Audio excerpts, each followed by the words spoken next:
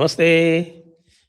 आप सभी का स्वागत है आज नमस्ते। के इस कार्यक्रम में और हमारे साथ हैं दो महानुभाव पिनाक पाणी घोष जी हैं जिनके एक बांग्ला में बड़ा जबरदस्त यूट्यूब चैनल है पिनाक बोलछे और जो लोग बांग्ला जानते हैं वो अवश्य देखते होंगे इनका यूट्यूब चैनल। और आपके पुराने जाने माने विष्णु बिहानी जी जो चले गए थे संन्यास लेके यूट्यूब से पिछली बार का इनका भविष्यवाणी सारा गलत होने के बाद में और अभी वापस आ गए हैं और पिनाक पाणी जी फिर गायब हो गए। तो आज बात करेंगे थोड़ा कि पश्चिम बंगाल में चुनाव का सीन क्या चल रहा है और पिनाक पाणी जी ने बड़ा अच्छा डेटा कलेक्शन किया और डेटा एनालिसिस किया है, तो हम पिनाक पाणी जी से ही आरंभ करेंगे। और जैसा मैंने बताया आपका यूट्यूब चैनल है पिनाक बोलछे और उस पे आप पिनाकी बोलछे। पिनाक की बोलछे यस। ठीक है, पिनाक की बोलछे, तो पिनाक की बोलछे पे आप इनका और भी डेटा जो डिटेल में है वो देख सकते हैं। तो पिनाक जी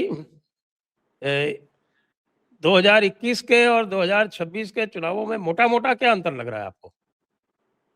देखिए 2021 के इलेक्शन में तो एसआईआर नहीं था, तो मेन चेंज तो एसआईआर हो गया। मंगल में करीब 91 लाख ऐसा नाम था जिसमें से 60 लाख था जिसका डेथ हो गया या वेस्ट बंगाल में रहता नहीं है, ऐसा लोगों का नाम था।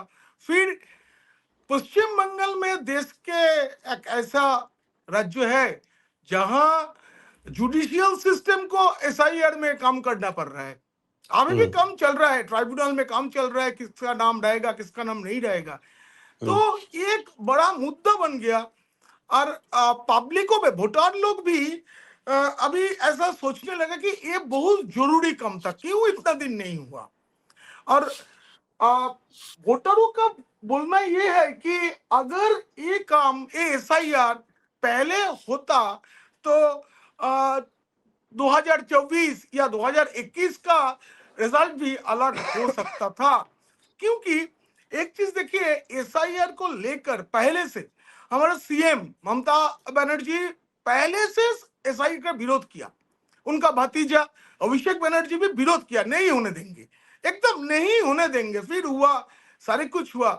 अभी भी जितना लोगों का नाम फाइनल वोटर लिस्ट निकल चुका उसमें नहीं है, उन लोगों के लिए हर मीटिंग में रैली में उन्होंने बात कर रही है कि इन लोगों का नाम क्यों नहीं है, इसका जवाब बीजेपी को देना पड़ेगा, इलेक्शन कमीशन को देना पड़ेगा। एक्चुअली जो वोटर नहीं है उसको मैसेज दे रही है ममता बनर्जी। एक बहुत क्या बोला ऑपोजिट थिंग हो गया।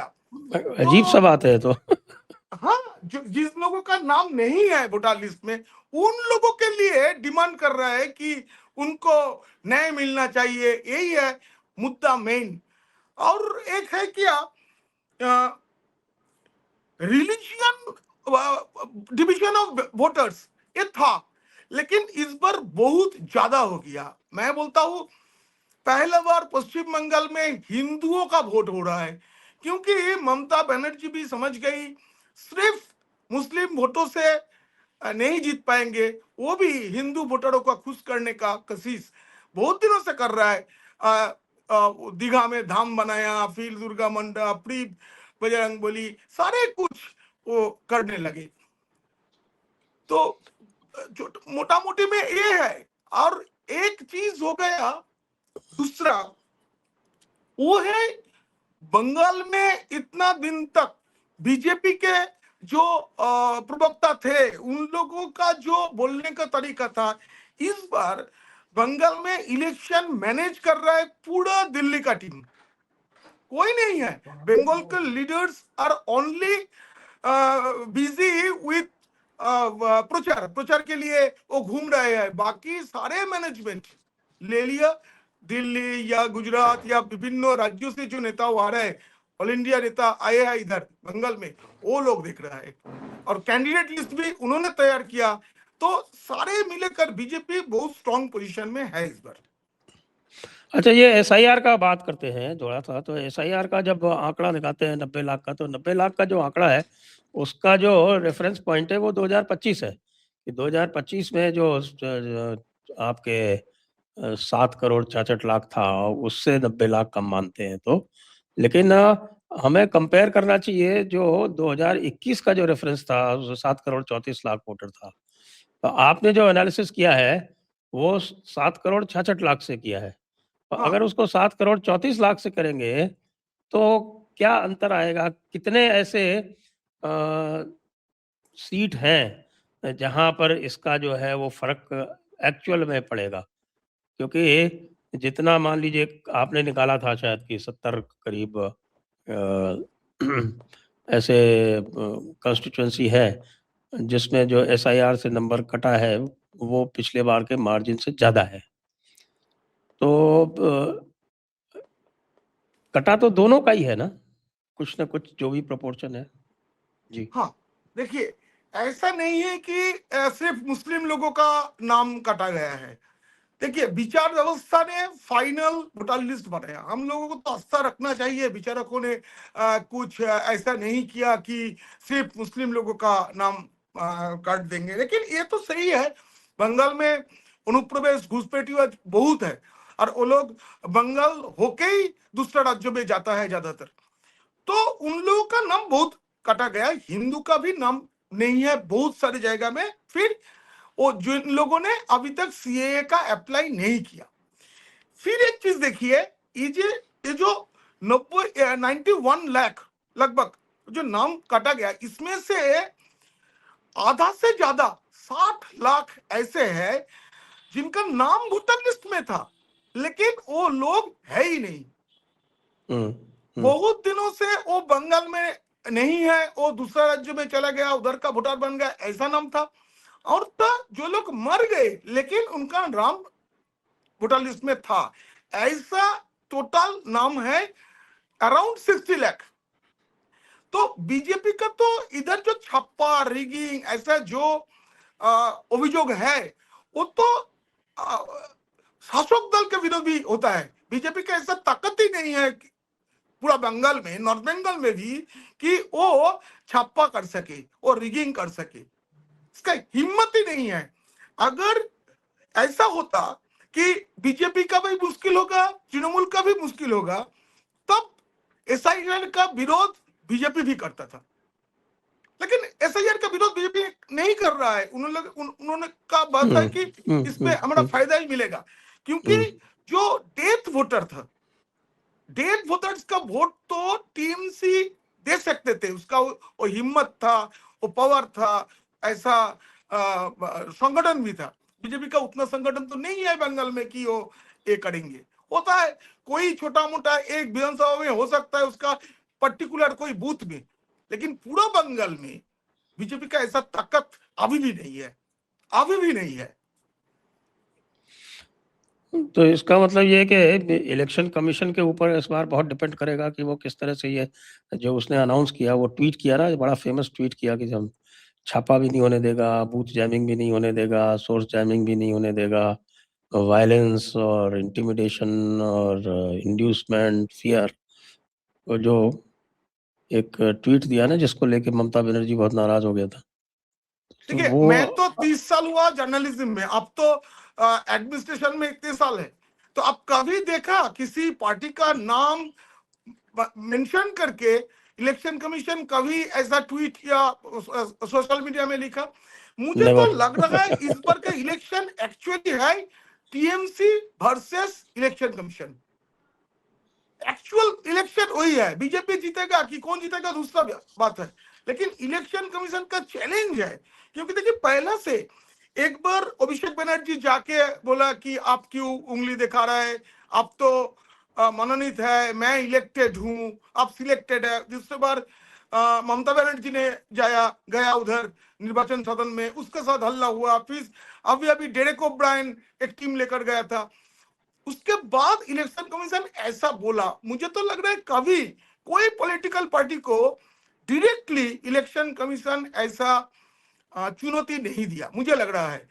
तो इसका मतलब फेयर, अभी पूरा देश में ऐसा माहौल बन गया कि फेयर एंड फ्री इलेक्शन हो रहा है। बिहार में भी हुआ, एक समय बिहार में गुंडागर्दी चलता था, लेकिन बंगाल में ये हमारा बंगाली के लिए शर्म की भी बात है, हम लोग अभी भी without any death, without blood हम लोग वोट नहीं देखा। ये एक शर्म की बात है। हम लोग बंगाल में है ही, इलेक्शन है तो कुछ लोग का तो प्राण जाएगा। अब देखिए कुछ दिन पहले कृष्णगंज में एक बाई इलेक्शन था, तृणमूल जीत गए, लेकिन उसे कृष्णगंज इलाका में एक मुस्लिम कॉलोनी था जहां से तृणमूल लोगों का लग रहा था कि इस इलाका से हमें वोट नहीं मिला, उधर बोमाबाजी किया और एक क्लास 5 का लड़की तमन्ना खातून उनकी मौत हो गई थी एक उपनिर्वाचन में। ये क्या हाल है? ये मेरे लिए ना, अभी आप दोनों ही दूसरा स्टेट का है, आप लोग जब बोलते हैं ना बंगाल में ऐसा हाल है ऐसा हाल है, मुझे हमें बहुत खराब लगता है। मैं भी बोलता हूँ कि है, वैसे लेकिन मैं आप लोग क्या बोलते हैं? मैंने कॉलेज बंगाल से किया है, कोलकाता से। फिर भी तो आपको भी लगेगा हमारा जो अस्मिता है ना बंगाल का, उसमें नहीं तो चोट आता है कि उस टाइम पे बंगाल भी में। वो पंचायत चुनाव हुआ था पहली बार जब लेफ्ट आया था नया नया, 77 में मैंने ज्वाइन किया था यहाँ पे मरीन इंजीनियरिंग कॉलेज तारातल्ला। तो वो चुनाव हुआ था अगले साल पंचायत का, तो उसमें भी कोई 300 लोग मरा था। सोचिए, ऐसा देश का किधर भी नहीं होता है। और अब देखेंगे ये जितना लोग मरते हैं ना, वो टीएमसी का हो बीजेपी का हो जिसका भी हो, सारे है पुअर मैन, ज्यादा से ज्यादा मुस्लिम लोगों का मौत सबसे ज्यादा होता है बंगाल में, और देश में सबसे ज्यादा गरीब मुस्लिम बंगाल में रहता है। पश्चिम बंगाल में मुस्लिमों का कुछ नहीं हुआ। देखिए, नहीं तो 15 साल ममता बनर्जी का हो गया, इस बार जो वोट के पहले जो बजट उनमें उन्होंने उसमें 5,713 करोड़ दिया only for Muslims development and madrasa. Why? Last 15 years क्या हुआ? मुस्लिम लोगों ने इतने भर भर के वोट दिया, लेकिन after 15 years government has to give them 5,730 crore. ये तो सोचने का बात है, मुस्लिम लोगों का भी सोचने का बात है। थोड़ा विष्णु जी से भी बात कर लेते हैं। विष्णु जी, हमने 2021 का चुनाव साथ साथ विश्लेषण किया था, तो अब आप 2021 और 2026 में क्या अंतर देख रहे हैं? देखिए, अंतर बहुत से हैं, लेकिन पहले एसआईआर की बात करें। एसआईआर बीजेपी ने करवाया, बहुत अच्छी बात है, लेकिन इसके साथ साथ एक बात है, बंगाल में इसका इमोशनल कार्ड कौन प्ले कर सकता है? This is very particular, emotional card. Mamata Banerjee और ममता बनर्जी के आदमी, वर्कर घर घर जाके बोल रहे हैं, आप चिंता मत कीजिए, जिसका भी वोट कटेगा हम वोट जुड़वा देंगे। तो मेरे पास भी बात आई, हमारा वोट कट गया, हमारा वोट कट गया। मैं बोला, दादा आपका वोट कटा? बोले नहीं कटा। आपका परिवार का वोट कटा? नहीं कटा। आपका कोई जान पहचान का वोट कटा? किसी का नहीं कटा। तो किसका वोट जुड़वाएगा? ममता?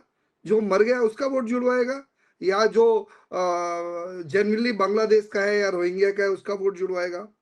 तो सिचुएशन ये है कि एसआईआर में डेफिनेटली ममता को नुकसान होगा, क्योंकि फर्जी वोट नहीं गिरेगा। लेकिन मैं इसके साथ साथ ये बताऊंगा कि इसको इमोशनल कार्ड बना के ममता बहुत अच्छी तरह से खेल रही है बंगाली लोगों के बीच में, कि अपनी चिंता করবেন না, আপনার নামটা কেটে যাবে যদি, তবেও আমি জড়িত করব, আমি ওটাকে দেখব। क्यों पिनाकिंदा, ये सही है ना? उनका आवाज चला गया। तो ये एक बहुत बड़ा मुद्दा है कि हमारे लोगों के वोट काटे जा रहे हैं और ममता दीदी इसको जुड़वा देगी। तो ये बीजेपी को काउंटर करना पड़ेगा, कि किसी एक, मतलब फैलाना पड़ेगा, नॉट काउंटर करना पड़ेगा, इस चीज को फैलाना पड़ेगा कि हम किसी के भी वोट नहीं काटे। आपके किसके वोट काटा है आप नाम बताइए, हम ही जोड़ देंगे। वो क्या जोड़ेगी? और एक और मुद्दा है बंगाली अस्मिता। बंगाली अस्मिता बहुत बड़ा मुद्दा है बंगाल में। अब ये जो बीजेपी ने भर भर के लीडर भेजे हैं, बूथ लेवल, हर जगह, मतलब आप सोचिए, छोटी सी बूथ को मैनेज करने के एमएलए भेज दिया। अब एमएलए तो बाहर का ही होगा। अब वो ममता दुष्प्रचार कर रही है कि बंगाल को बहिर्गतों के हाथ में छोड़ दिया है। अब इसका काउंटर अगर बीजेपी कर दे, ये जो इमोशनल नैरेटिव्स है, तो बीजेपी जीत सकती है, वरना 60-40 का मामला है मेरे हिसाब से। 60 कांग्रेस है, 40 बीजेपी है। ममता क्या, फिर से बोलिएगा। अगर ये दो मुद्दे ढंग से बीजेपी सलट लेती है, तब तो हाँ, बीजेपी की एज है। पर ये हाँ। इमोशनल मुद्दे अगर बीजेपी पिछली बार की तरह भी नहीं सलट सकती है, तो फिर 60% ममता के चांस है विनेबिलिटी, और बीजेपी थोड़ी सी कमजोर पड़ जाएगी, पीछे रह जाएगी मेरे हिसाब से। जी, पिनाक पानी जी। हाँ हाँ बोलिए। आप विष्णु जी जो कह रहे हैं उस पर आपकी क्या प्रतिक्रिया? ये तो सही है, बीजेपी को घर घर जाके बताना पड़ेगा। लेकिन क्या हुआ, 3-4 महीना से जो एसआईआर का प्रक्रिया चला, उसी समय बंगाल में आम जनता में एक सचेतनता आ गया कि क्या हो रहा है, क्या होने वाला है। ऐसा देखिए, कुछ दिन पहले मैंने, वो जब ममता बनर्जी ने इम्पीचमेंट प्रस्ताव का बात किया, तो मैंने एक पोस्ट किया था, तो लोगों ने उसके तला, एक दो आदमी ना 10 बड़ा आदमी लिखना शुरू कर दिया कि जो गणेश कुमार को भारत रत्न देना चाहिए, उसका एगेंस्ट क्यों इम्पीचमेंट प्रस्ताव। ऐसा माहौल है। भारत रत्न कैसे मिलते हैं वो लोग नहीं जानते, लेकिन उन लोगों के पास अभी बंगाल में जो परिवर्तन का एक क्या बोलूं, जो हंग्रीनेस है, उसमें गणेश कुमार बन गया भगवान जैसा। उन्होंने बंगाल में हाल सुधार सकता है, ऐसा हाल। तो एसआईआर को लेकर बीजेपी ने जो नैरेटिव सेट किया, जो बोला, उसका काम खत्म। अभी ममता बनर्जी का जो मैनिफेस्टो आया, उसमें उन्होंने जो 10 मुद्दा बोला, और बीजेपी बहुत बड़ा, एवं अमित शाह जी ने वो रिलीज किया, जो उनका नाम ही दिया, मैनिफेस्टो का नाम दिया भरसा पत्र। एक्चुअली तृणमूल में जो भय था वो नहीं रहेगा। ये मैनिफेस्टो निकलने के बाद महल फिर चेंज हो रहा है। क्योंकि देखिए, ममता बनर्जी का क्या है, अपना लक्ष्मी भंडार थी 1000 रुपए का था, वो कर दिया 1500। और बीजेपी कोई नाम नहीं दिया। बीजेपी सिर्फ बोल रहा है कि लक्ष्मी भंडार तो ममता दीदी का प्रोजेक्ट नहीं है, वो स्टेट गवर्नमेंट का प्रोजेक्ट है, वो तो रहेगा ही। लेकिन हम लोग देख के 3000, और भरोसा क्या है, हम अदर स्टेट में 3000 देते हैं। 13 साल पहले ममता बनर्जी ने एक प्रोजेक्ट लाया था युवश्री नाम का। युवश्री नाम से बोला गया था बेकार युवकों को, युवक युवतियों को, युवाओं को मंथली 1500 रुपया दिया जाएगा। फिर वो प्रोजेक्ट कैंसिल हो गया था। 1 रुपया कोई नहीं, किसको नहीं मिला। 2026 का ही अप्रैल महीना से, वोट का महीना के 1 तारीख से वो प्रोजेक्ट फिर आया, नाम सिर्फ चेंज हो गया, युवश्री से हो गया युवा साथी। लेकिन अमाउंट वही 15,000 जो 13 साल पहले उन्होंने बोली थी। तो आज का दिन में 13 साल आगे 15,000 का वैल्यू क्या है, हर रोज 50 रुपया। ये जो है ना, ये सारे मुद्दा, और बीजेपी ने बोला हम लोग 3,000 देंगे। मुस्लिम वोट को अटैक करने के लिए ममता बनर्जी बने लाने के लिए है ही उनके साथ, एक बहुत 80% मुस्लिम वोट उनके साथ है। वो पकड़ के रखने के लिए उन्होंने 500 रुपया बढ़ा दिया। और बीजेपी मुस्लिमों को बड़े में इतना कुछ बताया कि एचपीवी वैक्सीन होगा फ्री, ब्रेस्ट कैंसर का एग्जामिन होगा फ्री, महिला को बस में भाड़ा नहीं लगेगा, 33% पुलिस और हर सरकारी नौकरी में संरक्षण महिला के लिए। ये बात तो कभी कोई नहीं किया। ये सारे बताकर अगर मुस्लिम महिला वोटों का 10%, ओनली 10% बीजेपी अपने तरफ ला सके, तो फॉल क्या होगा हम लोग सोच नहीं सकते हैं। ओनली 10% महिला वोट। देखिए 24 का हम अगर हिसाब करें तो परसेंटेज ऑफ टोटल वोट का गैप है 7%। इसमें से एक चीज देखने का है, अभिषेक बनर्जी डायमंड हार्बर में 7 लाख वोट से जीता था और बीजेपी सबसे ज्यादा जिस जगह पे जीता है दार्जिलिंग में, वो भी है 2-2.5 लाख का। बाकी बीजेपी ने जीता 1 लाख के नीचे सारे वोट।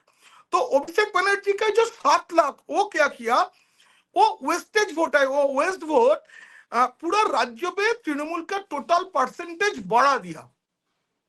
लेकिन एक्चुअल फिगर क्या है, कुछ पॉकेटों में तृणमूल का ज्यादा वोट है, लेकिन पूरा राज्यों का जब बैलेंस करेंगे तो देखा जाएगा कि हुगली में तृणमूल और बीजेपी का गैप है 3% का।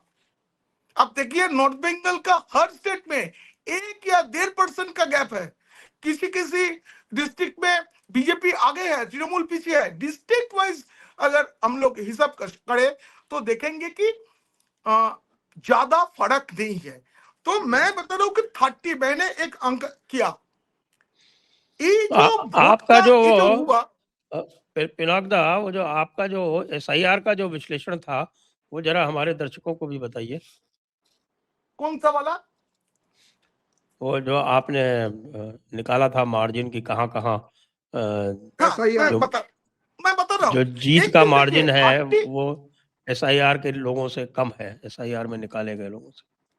मैं बता रहा हूँ 38 ऐसा असेंबली है जिन सबको मिलाकर 2 लाख से कम 1,97,000 वोट अगर टीएमसी से बीजेपी में शिफ्ट करे तो 38 टीएमसी का जीते हुए सीट बीजेपी में चला जाएगा। 38 सीट में 2 लाख वोट चाहिए। अगर हम उसको डिवाइड करें तो बहुत कम वोट है।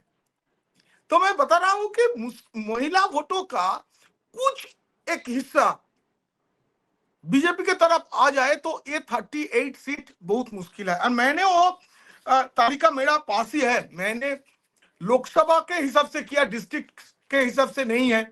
42 लोकसभा है बंगाल में, इसमें से दार्जिलिंग जो है उसमें तो सारे सीट बीजेपी का ही है। तो कोच बिहार में एक ही सीट बीजेपी का नहीं है, कोच बिहार दक्षिण। लास्ट लोकसभा इलेक्शन के हिसाब से उस विधानसभा में तृणमूल आगे है 7,709 वोटों में। तो वह तो वोटर तालिका से चला गया 20,000 के ज्यादा, 20,000 से ज्यादा। तो ऐसा मैंने एक 70 आसनों का एक लिस्ट मेरे पास है, जिन जिन आसनों में 10,000 से कम वोटों में तृणमूल आगे है, और उसमें एक कुछ है जिसमें 10,000 से ज्यादा लेकिन 15,000 से कम। किंतु ये सारी विधानसभाओं में जो वोटर के नाम SIR के समय चला गया उसका टोटल अमाउंट होगा 30 लाख। ये 70 सीटों से। लेकिन तृणमूल आगे है, कहां भी 600 वोट में, कहां 200 में, कहां 1400 में। अब ममता बनर्जी का आसन पकड़ लीजिए, भवानीपुर में मेरा पास हिसाब है जी। भवानीपुर में पिछले साल माने 2016 में ममता बनर्जी जीती थी 26,000 वोटों से। उसके बाद लास्ट 2021 में ममता दी नंदीग्राम चली गई, तो इधर शोभनदेव चटर्जी कैंडिडेट हुआ था, तो उन्होंने भी 30,000 वोटों से जीता था भवानीपुर में। लेकिन लास्ट लोकसभा वोटों का हिसाब हम देखेंगे तो, एक मिनट,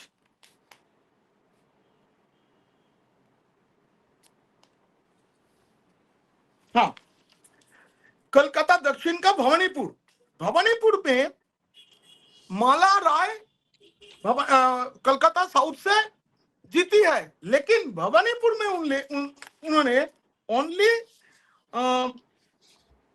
8,297 वोटों से आगे है।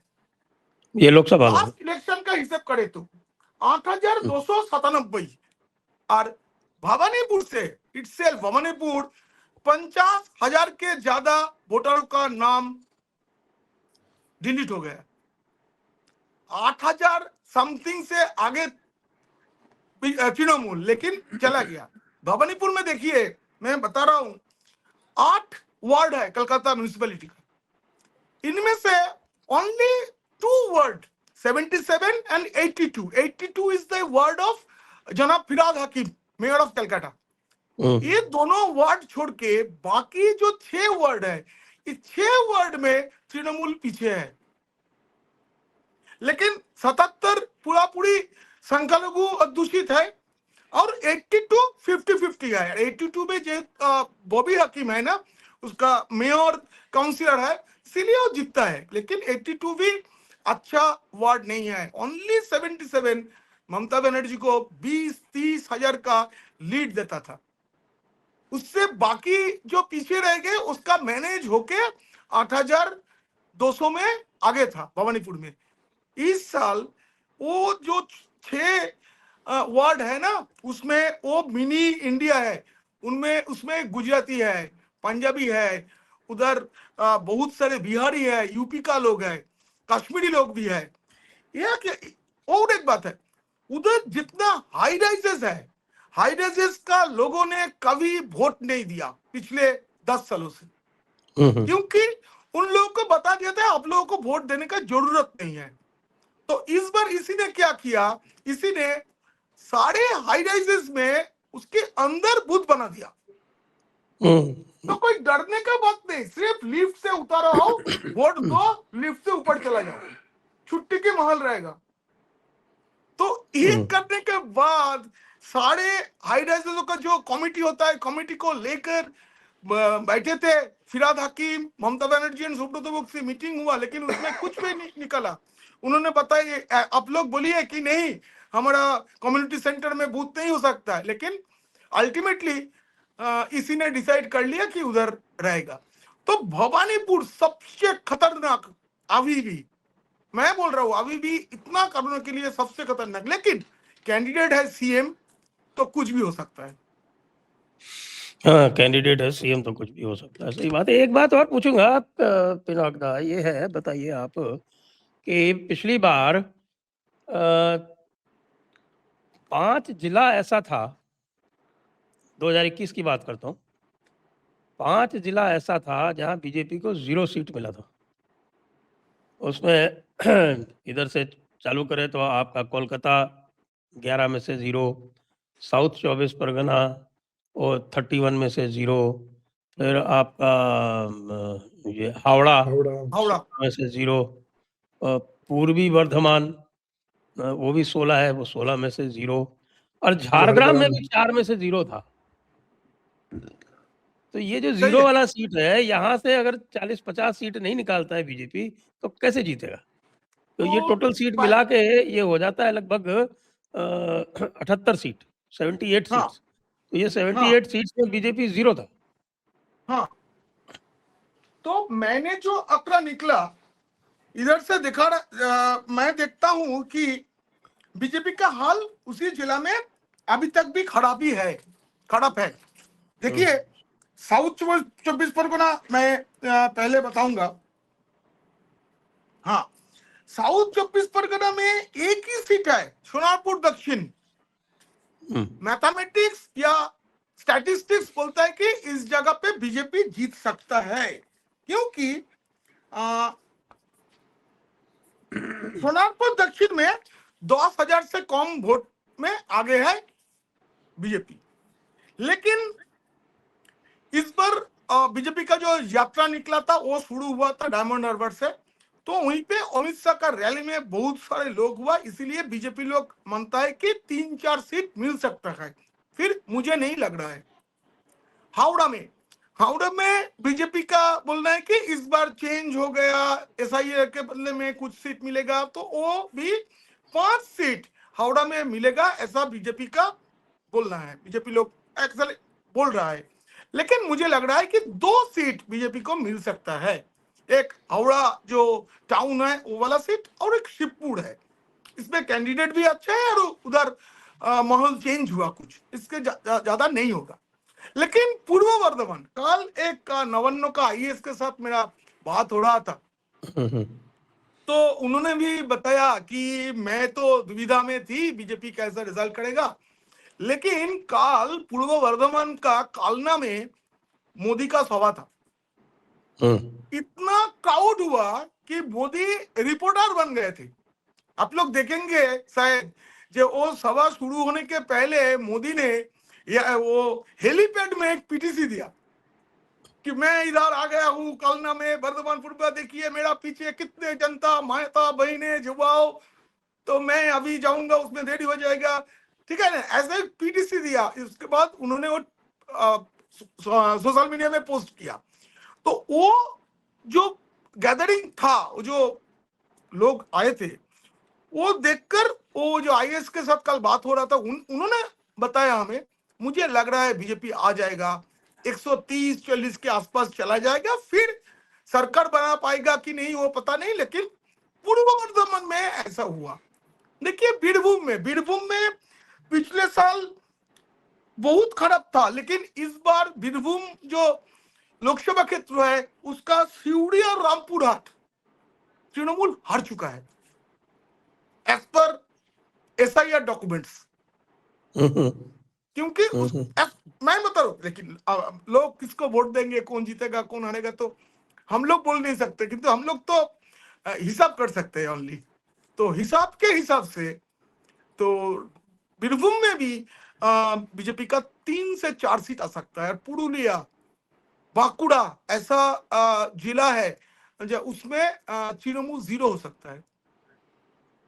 पुरुलिया तृणमूल का और सबसे बांकुड़ा में, और बांकुड़ा झारग्राम पुरुलिया में, में, झारग्राम में भी, झारग्राम में क्या होगा वापस इस बार? झारग्राम में भी तृणमूल 0 हो सकता है, ऐसा आईपैक का भी रिपोर्ट था, मैंने देखा था, मैंने दिखाया था भी। और एक चीज है, मालदा जी।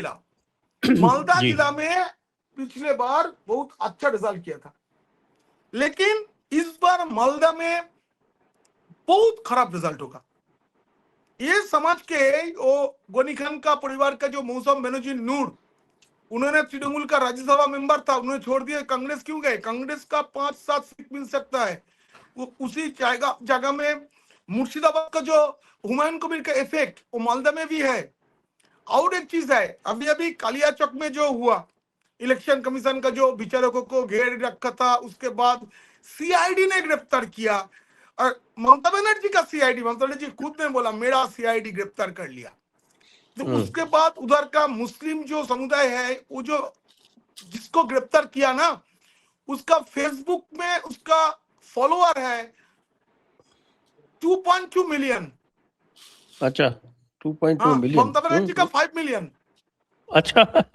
हाँ, जिसको गिरफ्तार किया उसका मैंने देखा, मैंने एक स्टोरी भी किया था, 2.2 मिलियन है उसका फेसबुक फॉलोअर, इतना फॉलोअर है। तो उधर जाके मुफिक्रुल, क्या नाम उसका? मुफिक्रुल इस्लाम किया उनको, ऐसा है, ऐसा माहौल है, लेकिन क्या होगा तो अभी भी टाइम है। लेकिन मुझे लग रहा है कि बंगाल एक बार पलटानों का मूड में है। अच्छा, मैं ये एक चीज और मैं पूछता हूँ आपसे, हाँ जी, कि पिछली बार आपके मिदनापुर जो था एरिया, ईस्ट मिदनापुर और वेस्ट मिदनापुर, तो ईस्ट मिदनापुर में जो 16 सीट था, तो उसमें से 9 सीट तृणमूल जीता था। लेकिन अभी लोग कह रहा है कि साहब शुभेंदु ने पूरा वहां पर मजबूती से कर रखा है, और पूर्व और पश्चिमी मदनीपुर का जो 31 सीट है उसमें बीजेपी 20-25 सीट ले सकता है। ये बात सही है क्या? देखिए, एक ही तो जिला था मिदनापुर, उससे 3 भाग हुआ, पूर्व मेदिनीपुर, पश्चिम मेदिनीपुर, बाद में झारग्राम। इसमें से बीजेपी शुभेंदु अधिकारी का दावा है कि 25 सीट जीतेंगे। इसमें देखिए, कांठी और तमलुक, ये दोनों लोकसभा सीट में बीजेपी इस बार बहुत अच्छा फल किया, रिजल्ट बहुत अच्छा आया। तो एक में जीता शुभेंदु का भाई, और एक में रिटायर्ड जस्टिस अभिजीत गांगुली। तो दोनों का लीड बहुत अच्छा था। और कुछ सीट है जो पिछले बार बीजेपी ने जीत नहीं पाया, लेकिन इस बार उसका चांसेस बहुत बढ़ गया। ऐसा सीट है, देखिए काथी में एक्चुअली पूर्व मेदिनीपुर पोटासपुर सीट बीजेपी का नहीं था, पोटासपुर बीजेपी जीत सकता है। रामनगर जो दीघा का जो असेंबली सीट है, वकील गिरी अभी ऐसे एमएलए है, रामनगर जीत सकता है। घाटल जो लोकसभा क्षेत्र है, वहीं से डेबड़ा और घाटल ये दोनों में बीजेपी आगे है। झारग्राम सीट, मेदिनीपुर का दातन में पिछले बार बीजेपी का जो कैंडिडेट था 623 वोटे पीछे थे, हार गए थे 623 ओनली। इस बार बहुत अच्छा कैंडिडेट भी दिया, आरएसएस का एक पुराना प्रचारक अजीत जाना उधर कैंडिडेट है, मैंने गया भी था एक बार। अच्छा, केशियारी, नयाग्राम, मेदिनीपुर टाउन, ये सारे सीट बीजेपी के लिए बहुत अच्छा बन गया, क्योंकि शुभेंदु अधिकारी बीजेपी का फेस हुआ, इसमें से कुछ हुआ। जी। विष्णु जी, कोलकाता में क्या होगा? हाँ, कोलकाता में देखिए कम से कम 6 सीटें बीजेपी जीतनी चाहिए, लेकिन मैं आपको एक बात पिनाकी दा ने अभी तक नहीं कही है, वो है इस बार सीपीआईएम बहुत मजबूती से लड़ रही है। पिछली बार सीपीआईएम का कोई लड़ने का इरादा नहीं था, इस बार सीपीआईएम ने कैंडिडेट भी अच्छे दिए हैं और बहुत मजबूती से लड़ रही है। अब इसका असर टीएमसी पे ज्यादा आएगा, बीजेपी पे कम आएगा, क्योंकि सारे के सारे जो टीएमसी के वोटर है वो सीपीएम के मुख्यतः वोटर है, और इस बार जिस तरह से सीपीएम लड़ रही है, कम से कम 10 सीटें तो सीपीएम ले जाएगी और कम से कम 20 सीटें डैमेज करेगी टीएमसी की। ये बहुत बड़ा फैक्टर है जिसके कारण बीजेपी को एज है। और ओवरऑल ये जो पहली बार हिंदू और मुसलमान संगठित होकर वोट दे रहे हैं अपनी अपनी कॉन्स्टिट्यूएंसी में, जहां हिंदू है हिंदू वोट दे रहे हैं, जहां मुसलमान है मुसलमान वोट दे रहे हैं। अभी तक होता आया है, जैसे मैंने एक बांग्ला भाषी से बात की तो उसका कहना है कि ठीक है, मतलब बहुत अच्छा है कि हम लोग का कल्चर वगैरह सब हम लोग देखता है, लेकिन बांग्लादेश भी तो में सब बंगाली है, 100% बंगाली है। तो बांग्लादेश जब एक मुस्लिम राष्ट्र घोषित हो सकता है, इस्लाम को लेकर लड़ाई हो सकता है, तो इधर हम बंगाली हिंदू हिंदू क्यों नहीं कर सकता है? तो ये एक माइंड फ्रेम का बड़ा चेंज आया है कि हिंदू बंगाली है हम लोग, जब बांग्लादेश का बंगाली मुस्लिम बंगाली है, हम हिंदू बंगाली है। तो ये एक जो कल्चरल या मेंटलिटी का शिफ्ट आया है, ये बहुत बड़ा रोल प्ले करेगा। सीपीएम का अच्छे से लड़ना बड़ा रोल प्ले करेगा। हिंदू मुस्लिम का जो पहले कभी नहीं था, बंगालीज के मन में कभी नहीं था, मतलब अच्छा गवर्न करता है, लेकिन हिंदू मुस्लिम का इस तरह से कभी नहीं था जैसा इस बार है। मुझे तो लगता है, देखिए अगर बीजेपी ठीक से प्ले किया तो मैं आपके चैनल के माध्यम से बोलता हूं 200 सीट कहीं नहीं गई है। अगर सीपीएम ढंग से लड़ा, बीजेपी ने इमोशनल मुद्दों को संभाल लिया, तो 200 सीट कहीं नहीं है। और अगर बीजेपी इनको नहीं संभाल सका तो 100 सीटें भी नहीं आएगी। मैंने आपको कोलकाता पूछा था स्पेसिफिकली। मैं स्पेसिफिक कोलकाता का, देखिए जो माहौल है, वो कलकत्ता का माहौल तो बहुत अधिक प्रो बीजेपी है, क्योंकि पढ़े लिखे लोग, और सबसे बड़ी बात जो दादा ने कही कि भवानीपुर सीट में ममता हार नहीं जाए, ये सत्य जैसे है। मैं एक एग्जांपल देता हूँ आपका, जैसे ये जो बड़ा बाजार एरिया है, जो जोड़ा सांको सीट है, जोड़ा सकू, वो हर बार यही होता है कि साहब की बीजेपी यहाँ से अच्छा करेगी, लेकिन बीजेपी हमेशा हार जाती है वहाँ 20-25 हजार से। आप देखिए वहां वोटिंग परसेंटेज आप देखेंगे जोड़ा सकू में 46%, 50% क्रॉस नहीं करता है, लेकिन इस बार बीजेपी आप देखिएगा कि कम से कम वहां पे वोटिंग परसेंटेज इस बार बड़ा होगा। आप कभी भी इलेक्शन उठा के देख लीजिए, जोड़ा संघ में 50% क्रॉस नहीं करता है वोटिंग, क्योंकि वोटर को वोट नहीं देने दिया जाता है, इसलिए बीजेपी हारता है। इस बार वोटर को वोट देने दिया जाएगा जोड़ासांको में। वहां भय भी जो है हाई ना, राइज, वहां पे भी हाई राइज है काफी। नहीं, जोड़ासांको का एक है कि वह जोड़ासांको में बहुत हिंदी भाषी लोग रहते हैं जिनका वो वोटर है जोड़ासांको का, लेकिन सॉल्ट लेक या न्यू टाउन में शिफ्ट कर गया। वो लोग आते नहीं, क्या बोमाबाजी ऐसा होगा उसमें, क्या वोट देने का क्या है। और दूसरा है इस बार जोड़ासांको सीट में बहुत सारे नॉन बंगाली, माने बंगाली में बात नहीं करते हैं ऐसा हिंदुओं का नाम नहीं है वोटर लिस्ट में, क्योंकि वो लोग कोई बिहार में, यूपी में, राजस्थान में, मध्य प्रदेश में उसका एड्रेस ही चूज किया वोटर होने का। इसलिए क्या हुआ, इस बार टीएमसी ने 3-4 बार तो वहां रहता था जो एमएलए को चेंज कर दिया। और जोड़ासांको उतना नहीं, बीजेपी का अच्छा होने वाला सीट है भवानीपुर, एक होने वाला सीट है Kashipur Belgachia, and third is Maniktala. Maniktala Maniktala seat BJP पक्का जीत ले सकता जाएगा। है। ऐसा 3 सीट तो हो जाएगा, ऐसा लग रहा है, ऐसा लग रहा है। लेकिन रासबिहारी सीट भी और काशीपुर बेलगेचिया मैंने बताया, रासबिहारी सीट भी बीजेपी के लिए अच्छा है, क्योंकि उधर ज्यादातर शिक्षित लोग, हाई राइज ज्यादा है, इसलिए। बड़ा बाजार में हाई राइज नहीं है, लेकिन वहां क्या है कि बड़ी बिल्डिंगें हैं, मतलब बिल्डिंगें हाँ 3 तल्ला 4 तल्ले की है।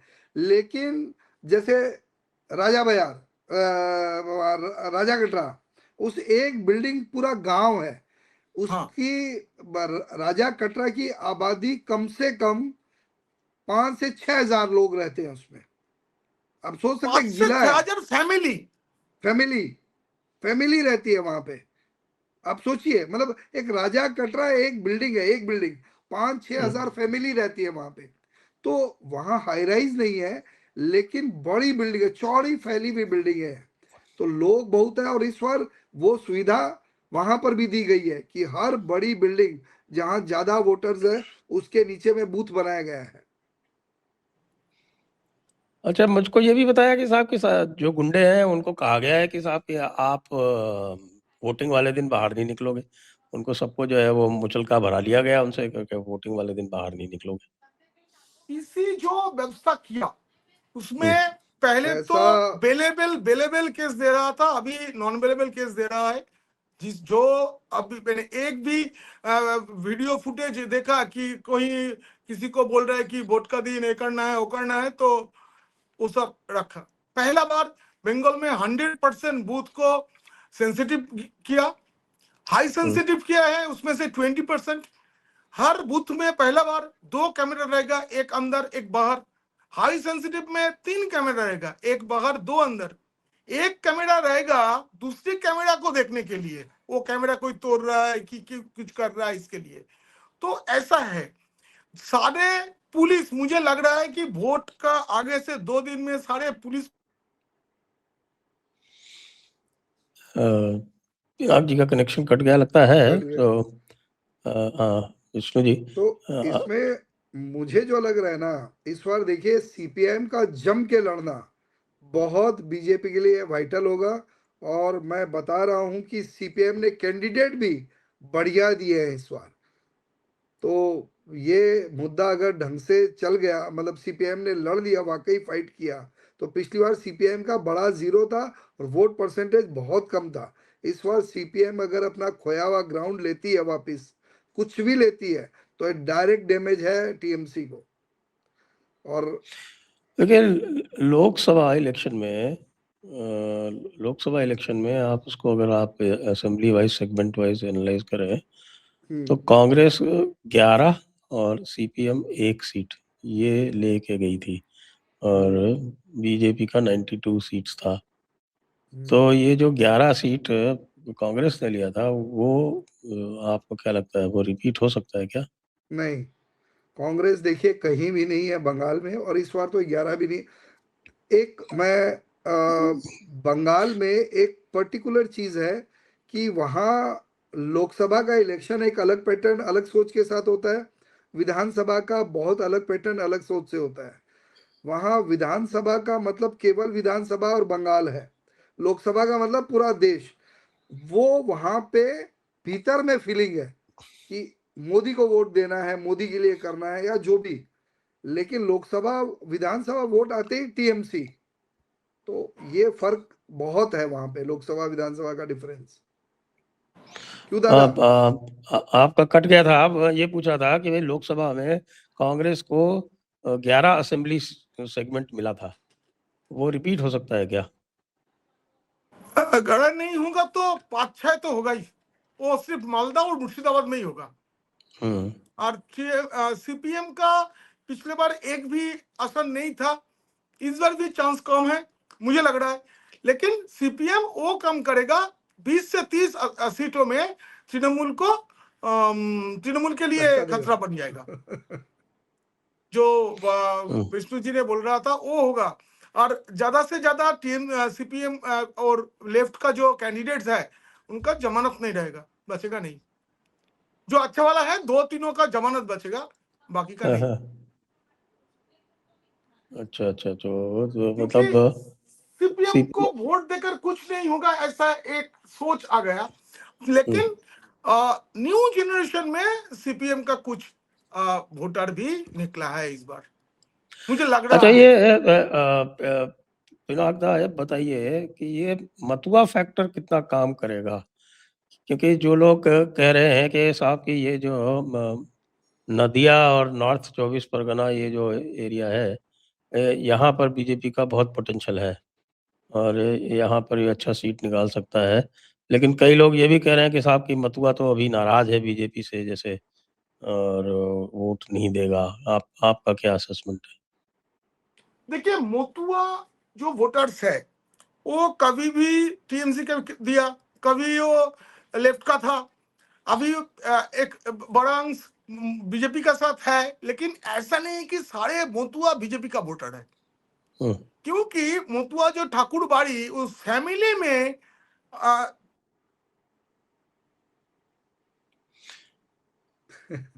हाँ विष्णु जी फैमिली में डिवीजन है, वो कहना चाह रहे थे वो।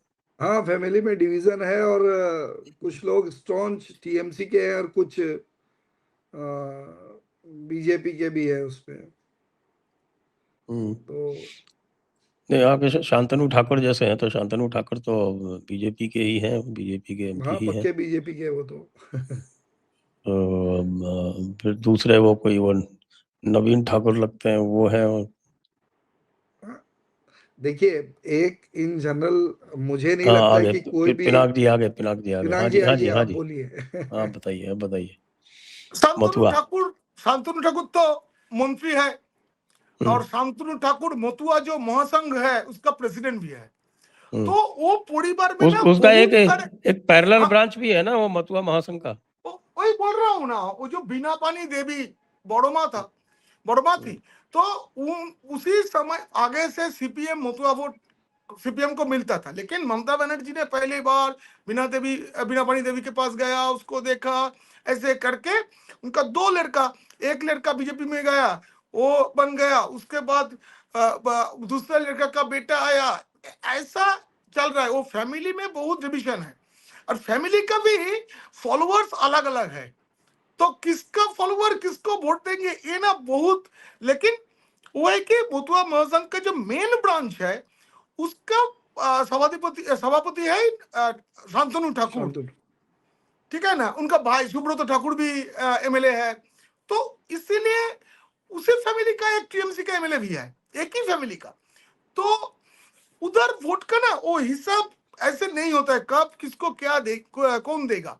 लेकिन 60-40 सिचुएशन अभी है, 60% बीजेपी का पास है, 40% नहीं है। इस बार एक बात देखिए, ममता ने बताया थी कि सीए मत अप्लाई करो तो तुम्हारा सारे कुछ चला जाएगा। ये बात कौन सुना? जो सीपीएम का फॉलोअर्स, तृणमूल का फॉलोअर्स था, उन लोगों ने सुना, उनका नाम डिलीट हो गया वोटर लिस्ट से। अच्छा। लेकिन बीजेपी वालों ने और उसके साथ आरएसएस, विश्व हिंदू परिषद, सबों ने उधर कैंप बैठा के उन लोगों का सीए के अप्लाई करवाया, उनका बाकी प्रोसेस वगैरह सब कुछ कराया, फिर उन लोगों का नाम आ गया।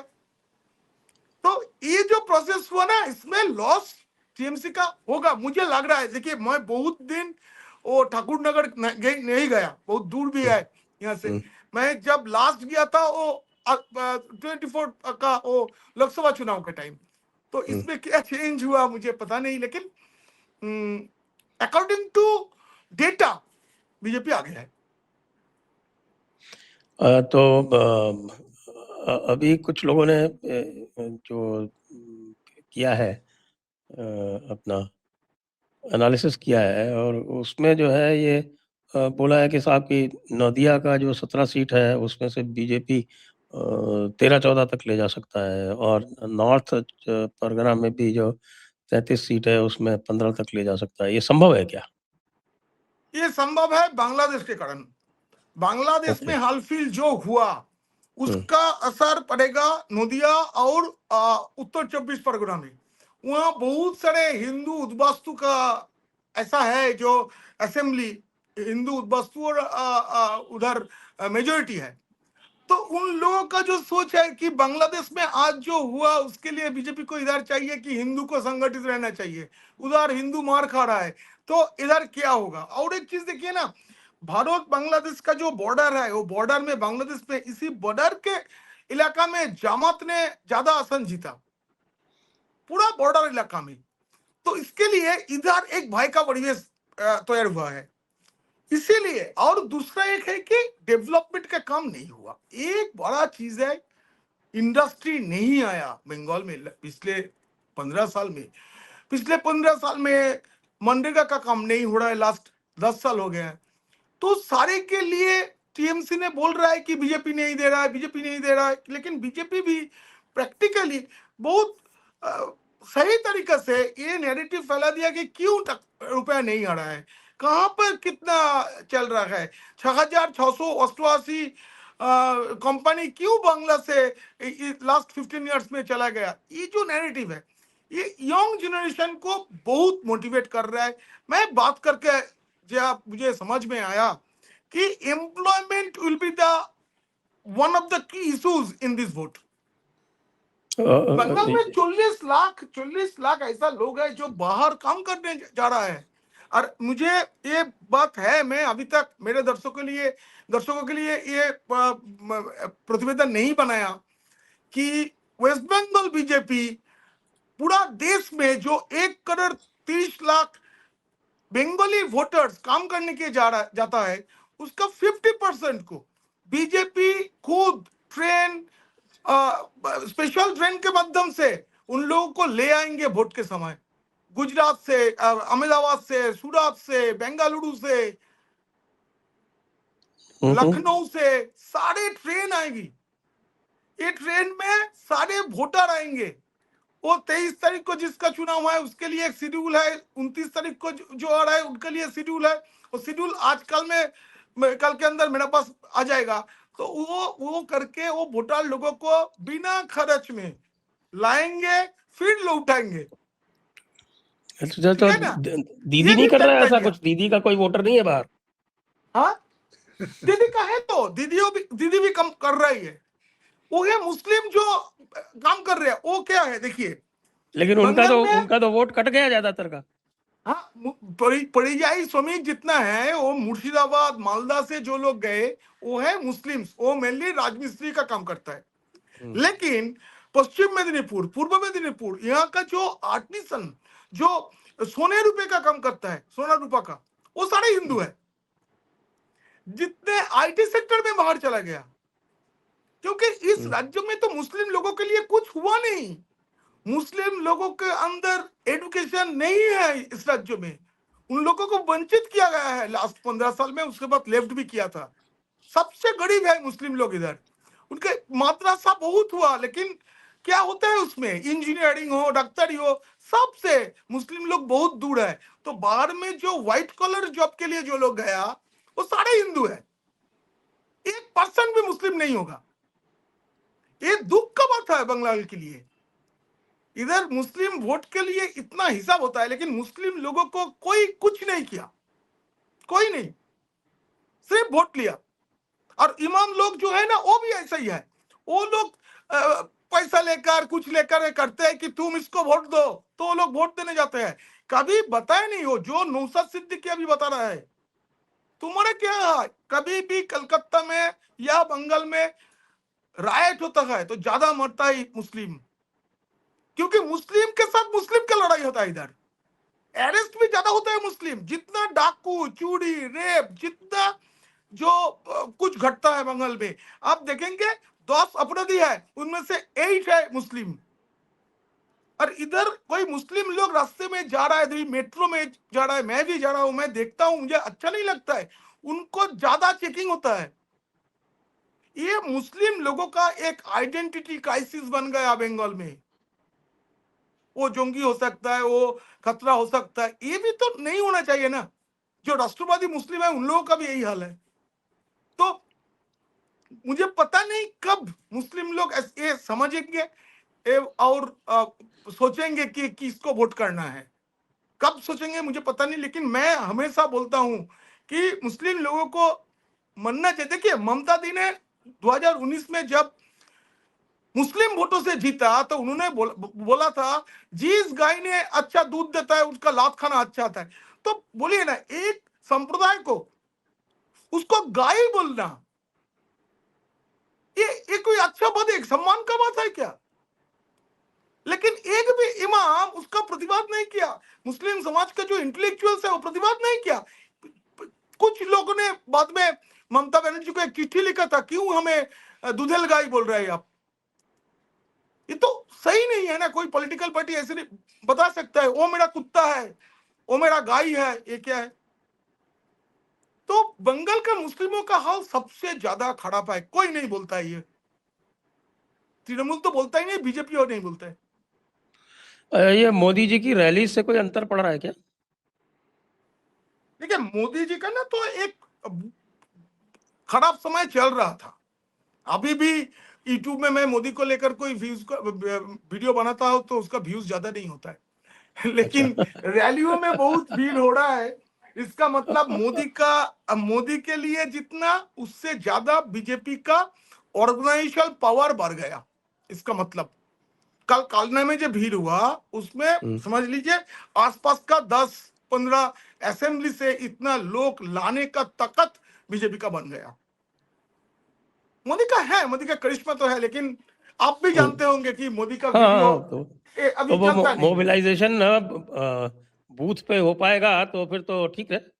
ठीक है, ये तो सही है। मेरे हिसाब से अब क्या होता है, मोदी का यूट्यूब वीडियो या कोई भी चीज को लेकर लोग बोर हो गए हैं उससे। मोदी को देख देख के यूट्यूब पे टीवी पे तो उसके बारे में सुन सुन के उसकी महिमा सुन सुन के लोग बोर हो गए हैं। तो मोदी को तो सच सबसे बड़ा बताएं, यूट्यूबर है टीवी ना में भी देश का। आता है ना तो टीवी भी इधर उधर देश चैनल कर देते हैं हम लोग, देश नहीं का देखते हैं सबसे मोदी बड़ा को, क्योंकि देश का सबसे बड़ा सोशल मीडिया इन्फ्लुएंसर है मोदी, इन्फ्लुएंसर यूट्यूबर है। है मोदी। लेकिन इसके साथ साथ मैं एक बात और बोलना चाहूंगा, मोदी अगर कहीं भी चला जाता है कहीं भी, तो वो क्राउड को मैग्नेट की तरह खींच लेता है अपनी तरफ कहीं भी। आप देखिए बंगाल में जो रैली हुआ है, पहला बार ऐसा रैली देखा है मैंने कि अगर मोदी गया तो रैली सुपर हिट है, मोदी नहीं है तो रैली ठीक ठाक है। तो मोदी को लोग सुनता है पर अब लाइव सुनना चाहता है, टीवी में बात देखिए में। कोई सभा में, ब्रिगेड में या कोई रैली में लोग इकट्ठा करने का भी काम होता है। वो कोई हाँ ऐसे ही नहीं हाँ चले जाए मोदी आ रहा है मैं जा रहा हूं, ऐसा होता है 2% एकदम 3%। लेकिन ऑर्गेनाइजेशनल पावर से ही जाता है।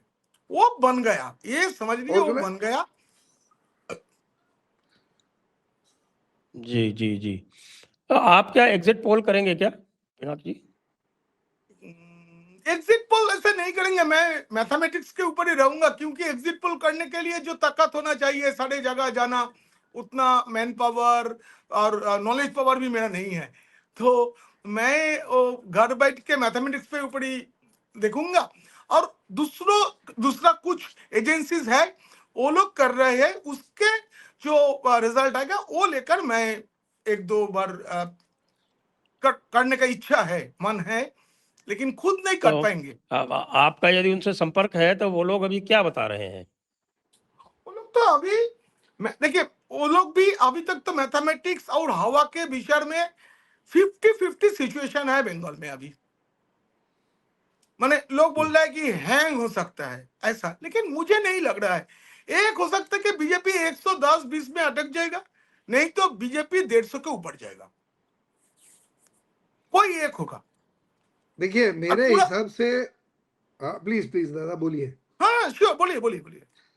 मेरे हिसाब से इस बार जो पोजीशन है और जो मास गेदर हो रहा है बीजेपी की तरफ, वो लास्ट में जाके कितना बड़ा होता है वो उस पर बहुत कुछ डिपेंड करेगा। लेकिन पहला बार ऐसा है, मैं न्यूट्रल होके बता रहा हूं, कि बंगालीज और नॉन बंगालीज का जो वोटर है वो पूरी तरह से धीरे धीरे टीएमसी से बीजेपी की तरफ घसक गया है। अब ये कितना बड़ा तक लास्ट में जाएगा, क्योंकि एक बार जब वेग चलता है ना तो उड़ीसा बन जाता है कोई जगह कि सीधा 2 से 200। तो इस बार कोई बहुत बड़ा बात नहीं है कि बीजेपी कोई अनप्रेसिडेंट रिजल्ट लेके आए, ऐसा मेरा मानना है। क्योंकि बहुत एकदम एकदम बहुत ज्यादा लोगों का फीलिंग्स और इमोशंस जुड़ के बढ़ता जा रहा है लोगों में, छुआछूत का बीमारी का तरह। मेरा याद में आ रहा है 2011 का वोट, उस बार भी ऐसा मालूम नहीं हो रहा था क्या होगा क्या होगा, सब चुपचाप था, लेकिन बड़ा बदल आ गया था। मैंने चीफ मिनिस्टर बुद्धदेव भट्टाचार्य जादवपुर में हार गया था। तो ऐसा माहौल इस बार भी है। कुछ इस बार भी है। लोग कुछ नहीं बोल रहा है। रास्ते में जब जाता हूँ, दादा क्या होगा, दादा क्या होगा, सबका प्रश्न ये था। अभी प्रश्न हो गया है ऐसा, दादा बीजेपी आ पाएगा ना, चेंज हो जाएगा ना, ये लोग पूछ रहा है। चेंज हुआ, क्वेश्चन में चेंज हुआ, क्वेश्चन में चेंज हुआ। तो आइए आज की चर्चा को अब यहीं पर विराम देते हैं। सभी दर्शकों को बहुत बहुत धन्यवाद, और पिनाक पाणी जी को भी और विष्णु जी को भी, दोनों को भी बहुत बहुत धन्यवाद। जय हिंद, जय भारत, वंदे मातरम। जय। वंदे मातरम।